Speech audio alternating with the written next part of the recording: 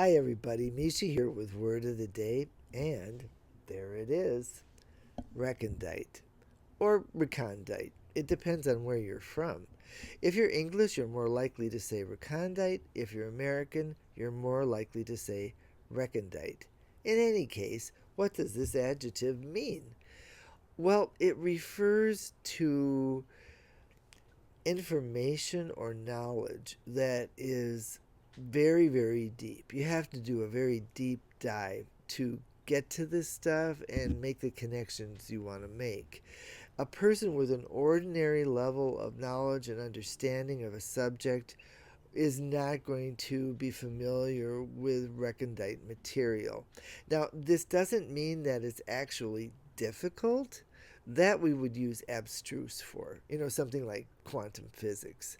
And it also doesn't mean like hidden knowledge in the way of like an old mystery cult where the information is esoteric and arcane and we're going to hide it and we'll keep it for the people in the cult.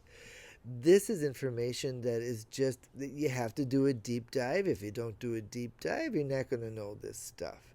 It's usually used academically or in to describe things like philosophy, theology, literature, things like that. Okay, so it's usually written, it isn't usually spoken. Where does it come from? It comes from Latin, meaning hidden, buried. That's the literal meaning, never comes into English. In English, recondite is always figurative. That's the way it comes in 1619 in the writings of Joseph Hall. He was a Cambridge guy. He was a Church of England guy who had to like go home and hide during Cromwell and the Puritans just to keep his head on. He wrote something called the the Great and Recondite Mysteries of Godliness. And that was fine. But 30 years later or so, that's when Thomas Blount put that word recondite into his dictionary, his hard word dictionary, that really was aimed for, it was called glossographia, by the way, and it was aimed for well educated people, and especially people that worked in the law and people that worked in the sciences. So, how do we use this word today? Well, it's actually pretty easy in spite of the fact that we don't usually speak this word. So, let me give you a couple of examples of how to use this word. Uh, Mary loved the Middle Ages so much that when she read The Name of the Rose by Umberto Eco, she didn't have to look up a single recondite reference in the book. Okay? Or how about this? This is my personal one.